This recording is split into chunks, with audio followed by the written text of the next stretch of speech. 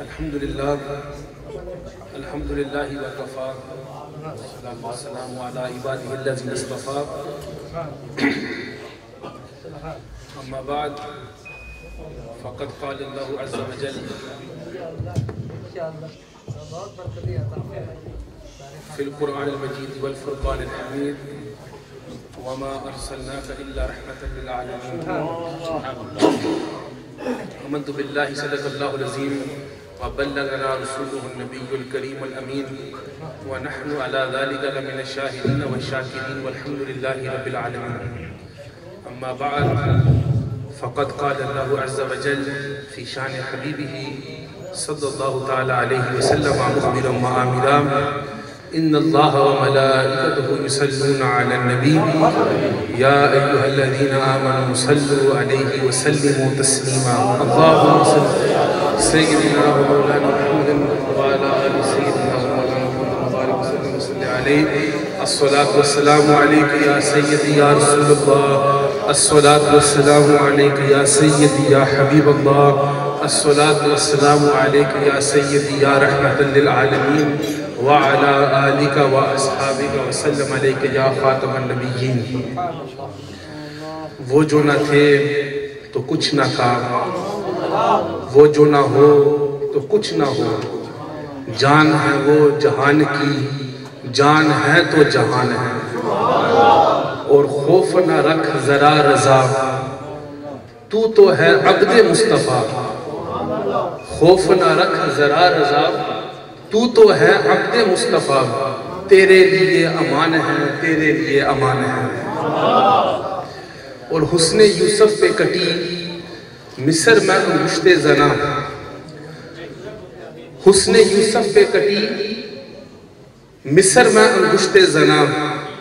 سر کٹاتے ہیں تیرے نام پہ مردان عرب، سر کٹاتے ہیں تیرے نام پہ مردان عرب. اور کرم نات کے نزدیک تو کچھ دور نہیں. قبلہ پیر صاحب کی نظر قرب نات کے نزدیک تو کچھ دور نہیں کہ رضائے اجمی ہے سگے حسان عرب، کہ رضائے اجمی ہے سگے حسان عرب. All praises are for Allah, the Lord, the Master, the Creator, the Sustainer of all the universes, the one who is in need of nothing, but everything is in need of Him. And peace, blessings and salutations be upon His beloved, His final messenger, His chosen messenger, the best of creation, the purpose of creation, the light of creation, the life of creation, the beloved Prophet Muhammad sallallahu ta'ala alayhi wa alihi wa ashabihi wa sallam. May peace, blessings and salutations be upon him, his family and all his companions. In the presence of Pir Tariqat, Rahbar Shariat, Hazrat Allama Qibla Pir Sufi Abdullah Atiq Sahib Damat Barakatum Al-Aliyah Wal-Qudsiyah, and other Mashaykh and Ulama, bil khusus Zinat Mahfil Allama Sayyid Azmat Ali Shah Sahib.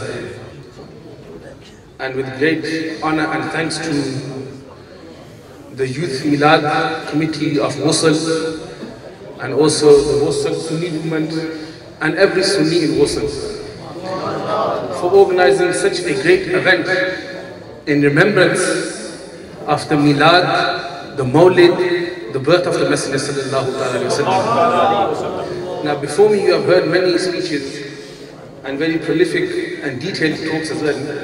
And inshallah, I know we are late, but inshallah I will not take too much of your time, or at least try not to take too much of your time, inshallah. And so do listen with attention, and if there's any brothers, young brothers who are listening to me, I request them to come a bit forward as well, because the more further you are to the back, then more things come out to your mind.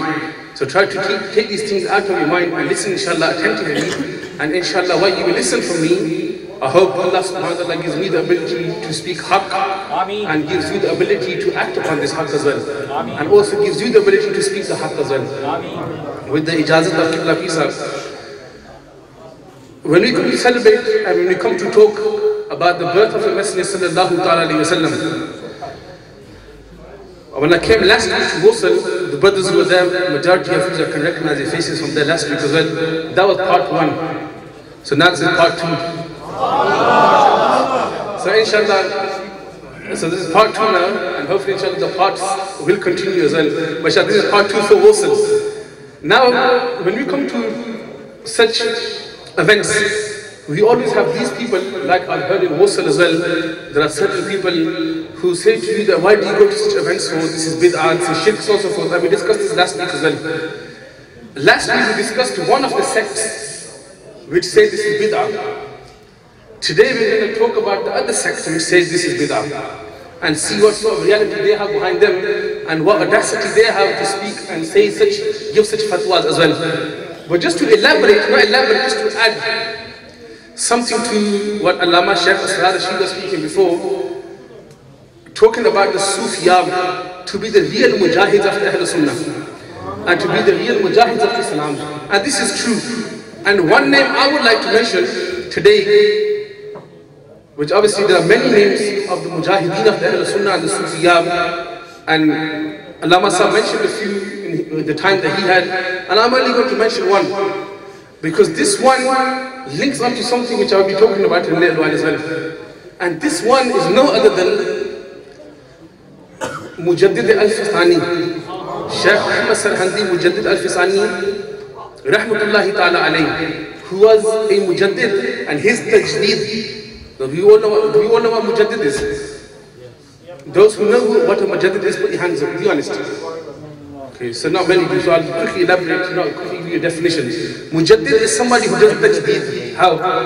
That the Messenger said in Abu Dawud Sharif, this hadith narrated, that the Messenger said on the head of every 100 years, Allah subhanahu wa ta'ala will send somebody who will come to revive the deen of the Messenger sallallahu alaihi wasallam. So every century has somebody who comes to revive the deen. Like for the last century, and I say even for this century, the Mujaddid wa Allah Hazrat Imam Ahmad Raza Khan rahmatullahi ta'ala. So because their work of tajdeed was not only for last century, till today the ulama are still feeding off the works of Allah Hazrat rahmatullahi ta'ala. So this tajdeed is continuing to this century as well.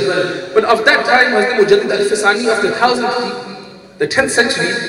And not only was he called al-Fisani for that reason that the second 1,000 years began from him, but also the tajdeed of Mujaddid al-Fisani was such great that they say his tajdeed was not only for a century, but for 1,000 years. So this is the person we're talking about. The jihad which they done, we cannot forget this.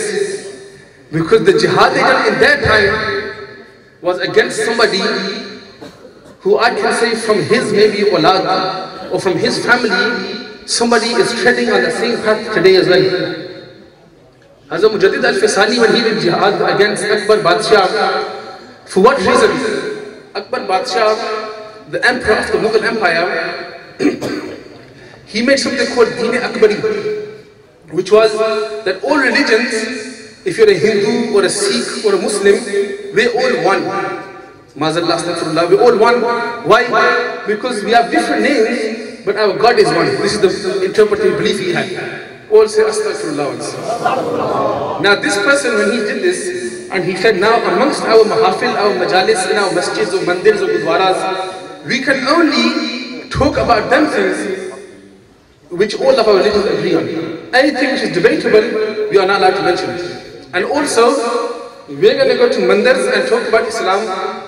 Hindus are going to come to us to talk about Hinduism. Sikhs are going to go to masjids to talk about Sikhism. And like this we won. At that time, out of his force and out of Jabr, majority did accept. But at that time there was one Mujaddid as well. At that time there was one man as well who stood up and spoke out that our deen is not that deen which can be compromised. The deen which the Messenger sallallahu alaihi wasallam gave to us, our lives will go, but we cannot compromise with our deen. Mujaddid al-Fisani did jihad against this man and ruined this person's ideology, destroyed this person and his empire at the time as well. Now this person, Akbar Badshah at the time, has some resemblance today as well. and no one has spoke out about this as well, but I have to speak out for this reason, and I wasn't intending to, but I thought there was a need for this as well, and I'm sure you will agree with me as well. Is there any compromise in our deen? No. That's not that. From the first person to the last person, is there any compromise in our deen? No. Now recently you have seen, last week, somebody who calls himself Shaykh al-Islam,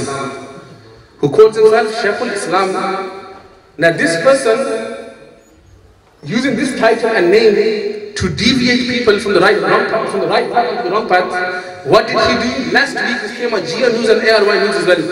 He organized a Mehfil Milad in a Sikh's Gurdwara. And he said there's nothing wrong with this. And he goes, not only do we do Milad in Sikh Gurdware, but Christians, they can come and celebrate Christmas in our masjid as well. This is what the person is doing. Now, do you see the resemblance? Do you see the resemblance or not? Now, all these things I'm telling you, you can see this on YouTube for yourself as well. And it's written as well, he writes about these things as well. And when it came to this extent which he spoke, and he said that Christmas in Christianity has the same resemblance as Milad al-Nabi has in Islam. You hear the words I'm saying, and all these words I can back up as well with the grace of Allah subhanahu wa ta'ala. Because our job is to speak the haqq, and we should not fear. We should not fear speaking the haqq as well. And like you were hearing earlier on from Allama Sahib, Ja al-Haqq, not Ja al-Haqq. Yeah, Ja al-Haqq. The truth always is what prevails, what wins. And inshallah, Mujaddid Sahib was only one. But because that one, look where he became. He became the Mujaddid of 1,000 years. And our job is to speak the haqq as well. Now this person, what he is saying, at a Christmas party organized by Minhaj al-Quran, who was supposed to be on the manhaj of the Quran. These people, what did they do? They organized a Christmas party, they invited some bishops and fathers and whatever they are. And he said in front of them, trying to win, I don't know what his ideology is behind it, what his purpose is behind it. But this is what he said. He goes, Khuda ne इंसानियत की तकसीम दो हिस्सों में की है, एक अहले ईमान और एक कुफार. अहले ईमान और the Allah has divided mankind into the believers and the non-believers. और जब आज देखा जाए तो मसीही बरादरी और यहूदी और मुसलमान ये अहले ईमान में शामिल हैं. That the Yehud of today, the Isai of today, and the Muslims, these three together are in Ahle Iman, in the believers, not in the non-believers. So why do we call ourselves Christians and Jews as well then? If that's the case, why do we call ourselves Muslims? Why is he calling himself Shaykh al-Islam then? This is what we ask. If there's no difference between us, why do you call yourself Shaykh al-Yehud? Why do you call yourself Shaykh al-Yehud? Why do you do this? If this is no difference between us, but this person's mentality is so stupid and is so, I've lost for words. Normally I don't use words in these situations, but I'm lost for words. That these people are more dangerous. Why? Because they call themselves Sunni as well. They say we're Sunni, but at the same time, and what did they do in the peace conference in Wembley? What did he do there? He went there and he goes, okay, let's call all our religions, Sikhs, Hindus, Jews, Christians, whatever you are, come on, stand together. And the reason why I speak out against him as well, you know why? Because you know the Wahhabis and Deobandis, these people, you know what they say? Look what Tahir Minhaji is, he's a Sufi Brelvi. And look what you Sufi Brelvis do. We're trying to tell the people that Tahir Minhaji isn't a Sufi Brelvi, and he ain't a Sunni as well. The ulama have now given this fatwa and have declared him out of the Ahl Sunnah wal Jamaat. And somebody with such beliefs is not from the Ahl Sunnah wal Jamaat as well. Say Subhanallah.